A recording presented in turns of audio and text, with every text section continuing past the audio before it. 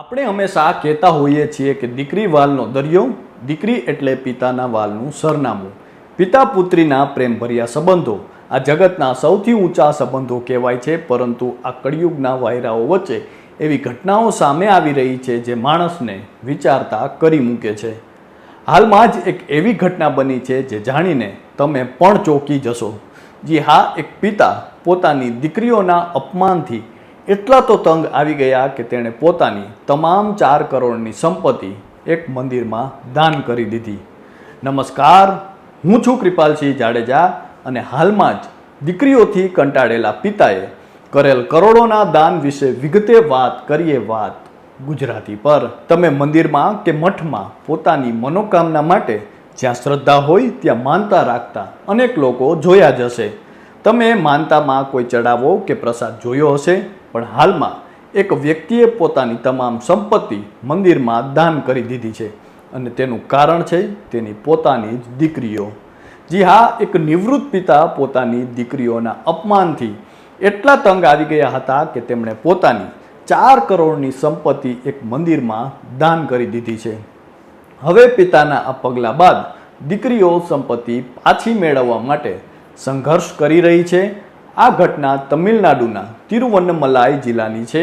સૈન્યમાંથી નિવૃત્ત કર્મચારી એસ વિજયન પોતાની દીકરીઓના અપમાનથી એટલા દુઃખી થયા હતા કે તેમણે આવું પગલું ભર્યું છે. સૈન્યમાંથી નિવૃત્ત વ્યક્તિએ 4 કરોડની સંપત્તિ મંદિરમાં કરી દાન.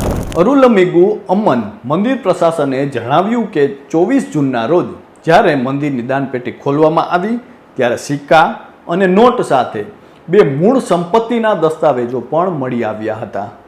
એક સંપત્તિની કિંમત 3 કરોડ રૂપિયા હતી, જ્યારે બીજી 1 કરોડ રૂપિયાની સંપત્તિની કિંમત પણ હતી.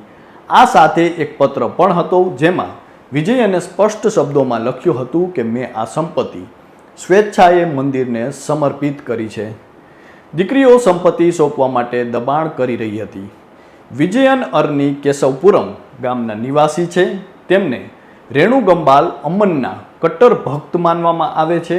મંદિર અધિકારીઓ દ્વારા કહેવામાં આવેલી તપાસમાં જાણવા મળ્યું છે કે તેઓ છેલ્લા 10 વર્ષથી એકલા રહેતા હતા. તેમનો તેમની પત્ની સાથે મતભેદ હતો. તાજેતરના મહિનાઓમાં તેમની દીકરીઓ તેમના પર સંપત્તિ સોંપવા માટે દબાણ કરી રહી હતી અને રોજિંદી જરૂરિયાત માટે પણ તેમને ટોણા મારીને તેમનું અપમાન કરવામાં આવી રહ્યું હતું. વિજયને કહ્યું કે મારા બાળકો મારા પોતાના ખર્ચા માટે પણ મારું અપમાન કરે છે. હવે હું આ સંપત્તિ એ દેવીને સોંપી રહ્યો છું જેને મને જીવનભર સંભાળ્યો છે. શું વિજયનની સંપત્તિ મંદિરની થઈ જશે? તો આપને જણાવી દઈએ કે મંદિરના કાર્યકારી અધિકારી એમ સિલંબરાસને જણાવ્યું હતું માત્ર દસ્તાવેજો દાનપેટીમાં મૂકવાને કાયદેસર રીતે સંપત્તિનું હસ્તાંતરણ ન માની શકાય. જ્યાં સુધી દાતા નોંધણી વિભાગમાં યોગ્ય રીતે નોંધણી ન કરાવે ત્યાં સુધી મંદિરને કાયદેસર અધિકારો નહીં મળે.